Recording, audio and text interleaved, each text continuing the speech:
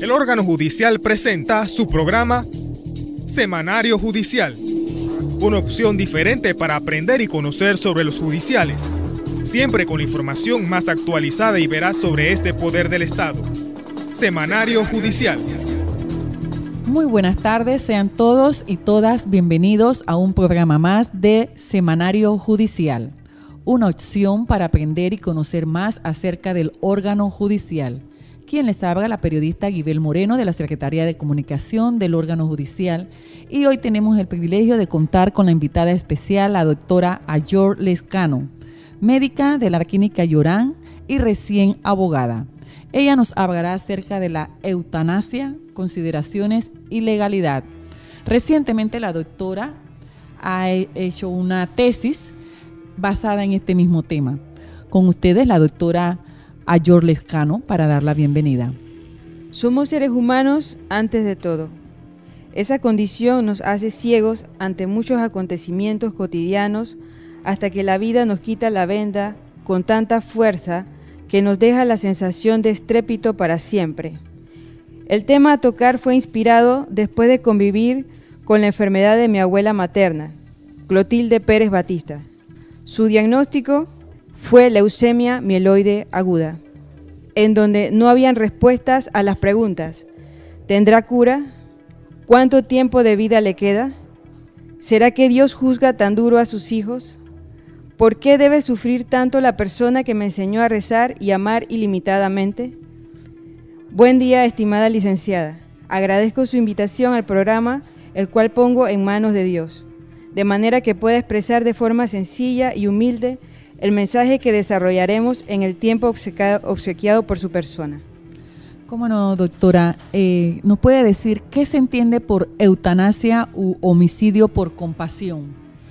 La eutanasia es la muerte asistida que se le puede proporcionar a una persona quien voluntariamente y sin ningún tipo de influencia física o mental hace la petición de la misma. A esta forma de eutanasia se le conoce como eutanasia activa. En caso de inconsciencia del paciente, en el que solo se encuentre sobreviviendo con la ayuda de aparatos tecnomédicos y sea tangible un fallo multiorgánico, puede exponérsele la petición a las personas directamente vinculadas. En este tipo de práctica, la eutanasia es llamada pasiva. Dicha muerte no es dolorosa y tiene como objetivo principal culminar el sufrimiento que presente un paciente con una enfermedad de tipo terminal o cualquier otro tipo de situación degenerativamente progresiva, ya comprobada y aprobada a través de un comité de ética médico-legal. ¿Cómo estaría conformado el comité de ética médico-legal?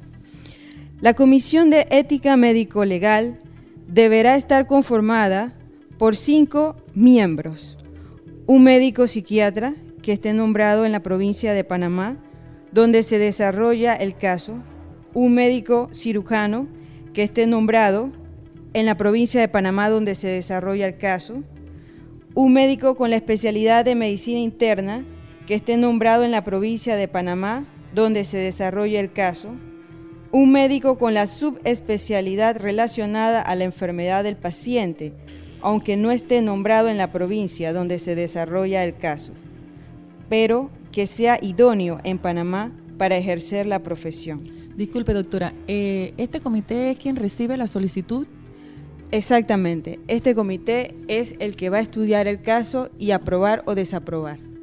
Y por último, un abogado especialista en derecho penal que esté nombrado en la provincia donde se desarrolle el caso. Corresponde entonces al personal que recibe la solicitud aprobarla en un lapso no mayor en 24 horas en el área administrativa. Entonces, una vez recibida la documentación, la reunión del Comité de Ética Médico-Legal tendrá 3 días para proporcionar la respuesta a favor o en contra del caso por escrito y no admitirá ningún recurso de ser negada la eutanasia con la documentación presentada. La solicitud rechazada no podrá ser presentada nuevamente hasta en un plazo de un mes después, siempre que contenga nuevos motivos médicos o que los ya presentados tengan datos de evolución clínica, laboratorio o imagenología que la amparen. Para la aprobación por la Comisión de Ética Médico-Legal, deberán estar todos los miembros o quienes sean sus suplentes y la mayoría decidirá la respuesta de la solicitud. Una vez dada la autorización para la eutanasia, se le comunicará al juez de garantía y a la Fiscalía Local de la provincia el lugar donde se aplicará la eutanasia. Hacemos nuestra primera pausa y retornamos dentro de poco para continuar con este interesante tema hoy sobre la eutanasia, consideraciones y legalidad. ¿Contempla el sistema penal acusatorio alternativas para evitar ir a juicio? El sistema penal acusatorio permite que la víctima y el acusado, antes del juicio oral, lleguen a acuerdos a través de la mediación y la conciliación, pero solo en aquellos delitos que admiten desistimiento, tales como lesiones personales, hurto, estafa, calumnia, injuria y otros.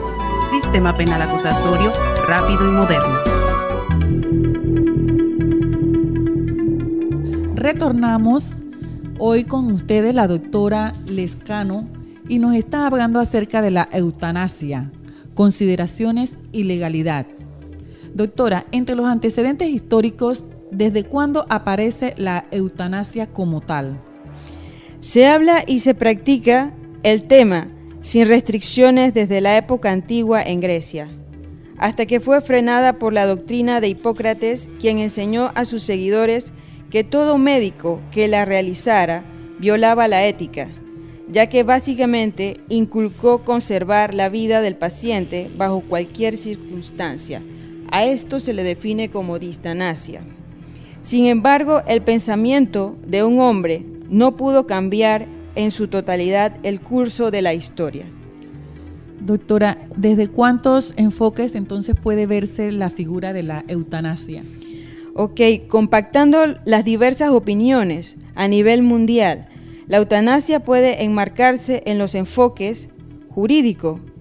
Este es muy importante, ya que dentro de la ley panameña no está contemplada la figura del homicidio asistido, solo la del homicidio, independientemente de sus razones. Nos podemos ir al Código Penal, libro 2, título 1, capítulo 1, sección 1, el artículo 131, que citaré textualmente. Quien cause la muerte a otro será sancionado con prisión de 10 a 20 años. Y el artículo 135 del mismo libro, título, capítulo y sección. Quien induzca o ayude a otro a suicidarse incurrirá en prisión de 1 a 5 años, si el suicidio se cumple. También está el enfoque religioso, porque como dijo una vez Mahatma Gandhi, tus pensamientos se volverán actos, tus actos se harán costumbres, tus costumbres formarán tu carácter formará tu destino, y tu destino será tu vida. En este grupo de palabras nacidas de dicho autor, se manifiesta la realidad relativa contenida en cada ser humano.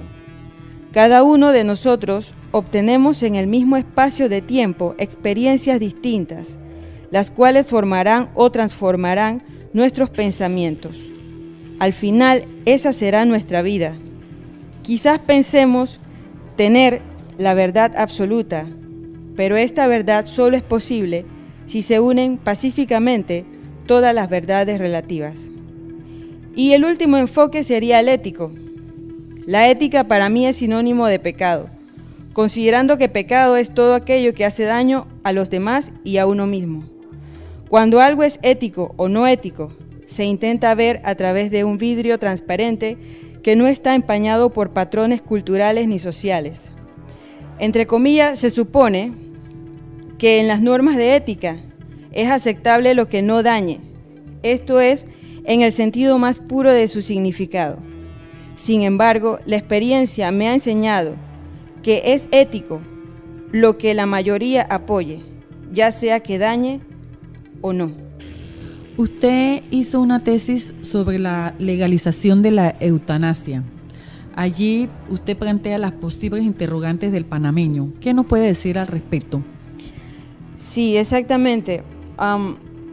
Realicé el estudio de campo a través de una encuesta al personal de salud del Hospital Nicolás Solano, pacientes que atendí en la Clínica Jorán y público en general al azar en el área de La Chorrera.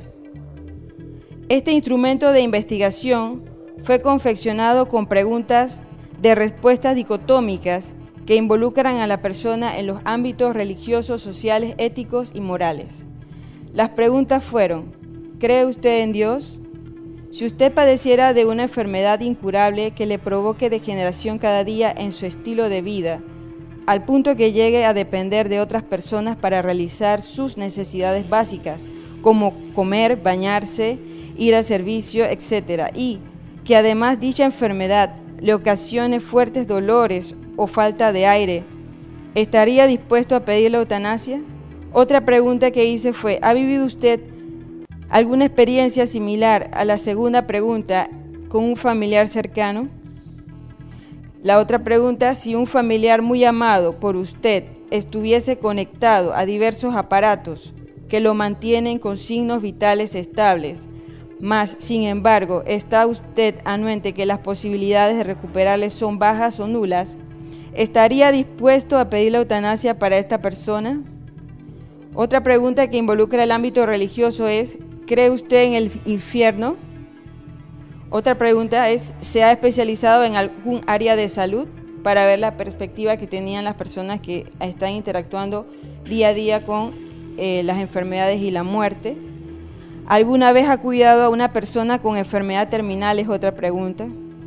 ¿Alguna vez ha sentido un dolor intenso por una semana o más que no se aliviaría aún ni con medicamentos?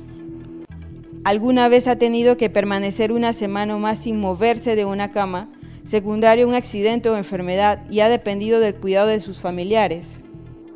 ¿Alguna vez ha tenido que permanecer una semana o más sin moverse de una cama, secundaria a un accidente o enfermedad, y ha dependido del cuidado de personas que nunca había visto antes? Y la última pregunta, también dentro del ámbito religioso: ¿le teme usted a la muerte? Hacemos otra pausa. Este es su programa Semanario Judicial y retornamos con el tema de hoy, la eutanasia. El Departamento de Asesoría Legal Gratuita para Víctimas del Delito le brinda asistencia jurídica para casos de homicidio, violencia doméstica, delitos contra el pudor, lesiones culposas, estafa y delitos menores, en un horario de atención al público de lunes a viernes de 8 a.m. a 4 de la tarde, cerrando al mediodía. Sus oficinas están ubicadas en el edificio Dorchester, cuarto piso, oficina 415. Para cualquier consulta puede llamar al teléfono 212-7445. Recuerde que en la oficina de asesoría legal usted podrá ser atendido de manera confidencial. De vuelta a su programa Semanario Judicial. Hoy con nosotros la doctora Ayor Lescano y nos está hablando acerca de la eutanasia. Doctora, escucho que hizo usted un estudio en preguntas que generalmente las encuestas son basadas en la dirección, sexo, religión, y estas en cambio pues tienen otras matices. Al inicio de las encuestas siempre son, como le dije anteriormente, religión, sexo. ¿Cuántos panameños registró usted en esta encuesta? Y las preguntas, lógico, ¿no? Por el tema que estaba desarrollando, son diferentes a las encuestas que vemos en común. Sí, licenciada, efectivamente, al inicio de la encuesta se preguntaba el sexo de la persona, su religión, su nivel académico, su nacionalidad, edad y fecha de aplicación de la encuesta. Registré 195 panameños, en su mayoría de religión católica, nivel académico universitario, con más mujeres que hombres. Los datos obtenidos fueron sorprendentes y me apoyo en los mismos para dar valor al futuro cercano de legalizar la eutanasia en Panamá. La figura del despenador ¿atiende exclusivamente al que propicia la eutanasia? Exactamente, licenciada. El despenador es el término que define a toda persona, sea o no personal de salud, que propicie la muerte por piedad a otra persona. Doctora, ¿qué países tienen aprobada la eutanasia y en dónde ha habido restricciones? Bueno, actualmente se encuentra Holanda. La misma fue aprobada en el año 2001, la activa y la pasiva, siempre y cuando el paciente tenga una enfermedad incurable y voluntariamente pida, en óptimo estado mental, que se le sea aplicada. Están incluidos también los menores de edad, los cuales deben tener el consentimiento de sus progenitores, además de un protocolo médico que indique que este menor está destinado a morir sufriendo fuertes dolores o condiciones de vida no óptimas. El promotor de la eutanasia en este país fue el doctor Peter Admiral, quien, por medio de sus escritos y conferencias, logró explicar a las personas el sentir de otras personas que no están en las mejores condiciones de vida, y la eutanasia se logró aprobar entonces en la Corte Suprema de Justicia. En Bélgica fue aprobada la eutanasia activa y pasiva en el 2002, con las mismas condiciones en Holanda, y recientemente en agosto del 2013 también es permitida la eutanasia a menores de edad sin límites de edad. Pero esto quiere decir que después que el niño sea apto para decidir lo que siente, para decir lo que siente, y los médicos indiquen que no hay soluciones para su situación, puede aplicársele la eutanasia a cualquier edad con el consentimiento de sus progenitores. También está aprobada en Luxemburgo en el año 2008. En Suiza no está aprobada la eutanasia, pero se permite el suicidio asistido. Quiere decir que el médico puede recetar los medicamentos al paciente, pero no puede inyectárselos ni dárselos personalmente. De modo que la eutanasia que funciona es la activa, porque los pacientes discapacitados, inconscientes o en coma no pueden morir sin ayuda. Ahora, este punto es muy importante mencionar porque ellos indican el coma. Personalmente pienso que las personas que están en coma no serían candidatos para la eutanasia porque no presentan muerte cerebral. Una persona en coma puede tener la capacidad de recuperarse totalmente. El otro país que se encuentra dentro de todo es España, donde no está aprobada como tal la eutanasia, pero es permitida la sedación terminal, que consiste en que se le suministren al paciente medicamentos sedantes en altas dosis para aliviar el dolor, lo cual conlleva en muchos casos a la muerte. En los Estados Unidos se fundó una sociedad a favor de la eutanasia que se llamó al inicio la Sociedad de la Eutanasia de los Estados Unidos. La misma le fue cambiada el nombre después a Sociedad para el Derecho a Morir. Sus fundadores fueron Margaret Sanger y el pastor Joseph Fletcher. Bueno, ellos buscaban la legalización de la eutanasia para aquellas personas que ya no tuviesen ninguna otra alternativa que sufrir y esperar la muerte. Esta sociedad fue escuchada muy poco por el pueblo, hasta que surgió una más reciente que la apoyó, llamada Preocupación por los Moribundos. Se apoya en el testamento de vida, que es aquel que crea todo adulto para que lo que sea puesto, ningún tipo de intervención médica, si llegara a encontrarse en condiciones deplorables de enfermedad terminal, fuese utilizado. Este testamento de vida debe renovarse según esta sociedad cada 5 años, y si la persona estuviese embarazada, sería como una excepción al testamento, ya que el bebé que está dentro del vientre no pidió la eutanasia, fue su madre. Generalmente es aplicada en casos en donde ya realmente se observa, se vive junto también los familiares, porque no es solamente el enfermo, es también los familiares que forman parte de este cuadro. Así es. Y tengo entendido que también hay otros países y también quizás asociaciones. Explíquenos más al respecto. Sí, cómo no. En otros países se han creado distintas sociedades en donde se dan charlas a la población y donde los medios han permitido a estas sociedades hablar, porque aquí en Panamá, a pesar de todas las cosas, es una bendición que yo me encuentre aquí hablando de este tema, porque está esta libertad y pienso que debemos aprovechar y darle gracias a Dios por esta libertad. Si no pudiéramos ver el sentir de la minoría, que realmente es por el cual estoy aquí. Generalmente vemos el sentir de la mayoría. Entonces, existen también otros países que tienen la aprobación de la eutanasia. Dentro de esto está Australia, fue el primer país en lanzar la propuesta. Japón, se ve en la eutanasia la forma de morir sin perder la dignidad. India, que aprobó el permitir la muerte a aquellas personas con enfermedades terminales y que estuviesen abandonadas y no se valieran por ellas mismas. Y esa muerte en la India se llama muerte misericordiosa. En China también, en 1988, se permitió por parte del gobierno que se le diera la muerte misericordiosa a aquellos pacientes que la pidieran por causa de enfermedades incurables que no tuviesen una calidad de vida. En Filipinas fue por el apoyo de 2 senadores en donde se describió el caso de la agonía de Karen Ann Quinlan. Este caso se puede leer en la revista Selecciones y debido a este caso surgió el apoyo en el testamento de vida. Ellos propusieron que si los pacientes estaban inconscientes, se le diera más o menos 30 días después de indicar a los familiares cercanos que no hay esperanza para poder entonces desconectarlo.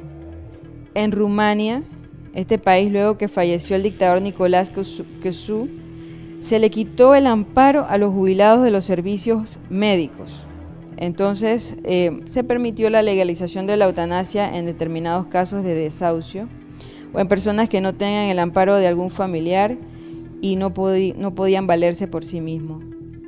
En Alemania se crea la Sociedad de la Eutanasia Voluntaria y el presidente fue Hans Henning, que indica que la solución que el enfermo tomará deberá ser sin asistencia de otra persona, o sea que en este caso tampoco se incluyen las personas inconscientes, en este caso solamente sería la activa. En Israel, muchos médicos y familiares que se identifican con el dolor del enfermo realizan la eutanasia con la autorización del paciente o de sus familiares. Si está inconsciente y con deterioro de su estado físico, la eutanasia entonces en este país está legalizada. Y en Colombia no está aprobada todavía. Se escribió en la Constitución, donde se coloca la eutanasia como un derecho fundamental, pero las leyes no han sido redactadas para desarrollar el tema de cabalidad, aún todavía.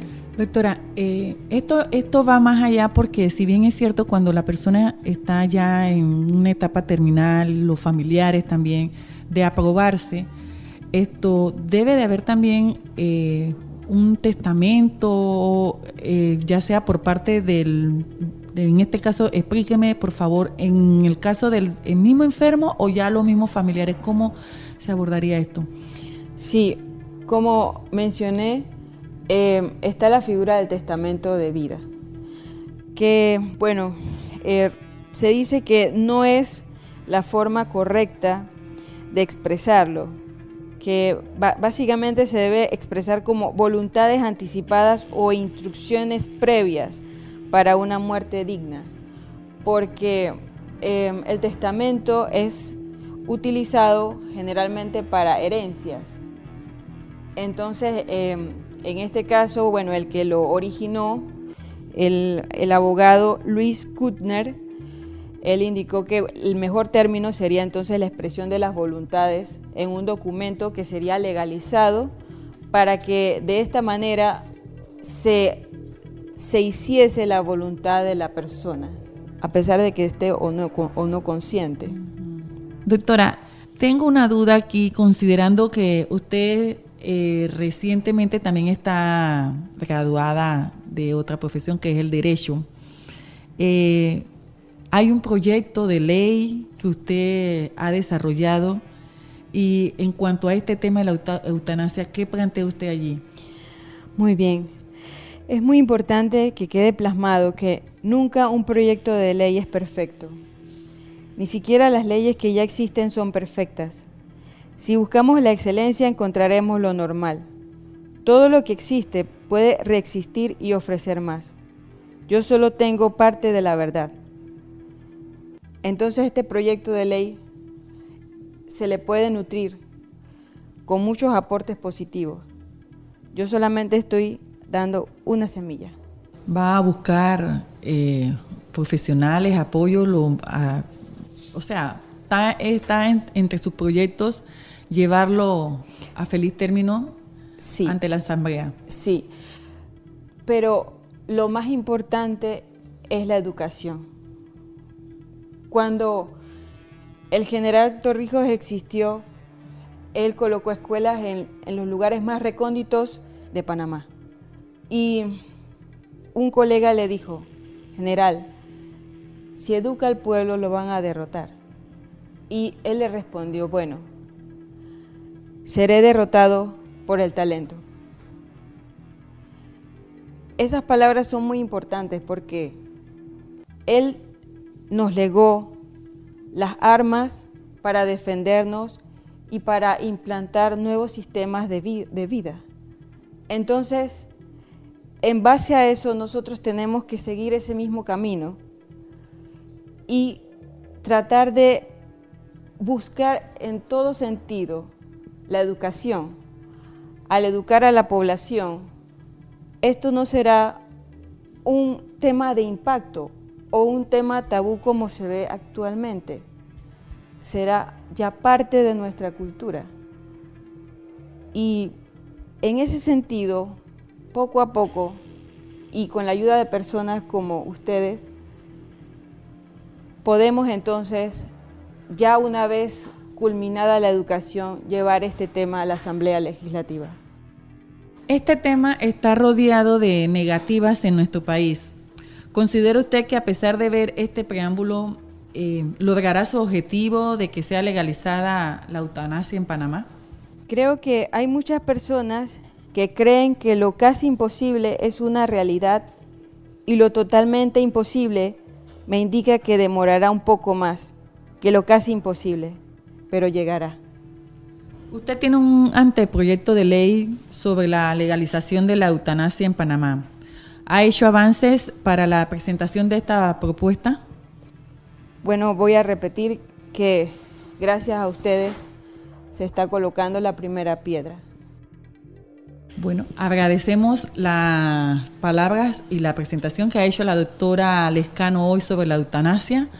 Este ha sido su programa Semanario Judicial, una opción para aprender y conocer más acerca del órgano judicial. Quien les habla, la licenciada Guibel Moreno. Hasta la próxima. El órgano judicial presentó Semanario Judicial, una opción diferente para aprender y conocer sobre los judiciales, siempre con la información más actualizada y veraz sobre este poder del Estado. Semanario Judicial.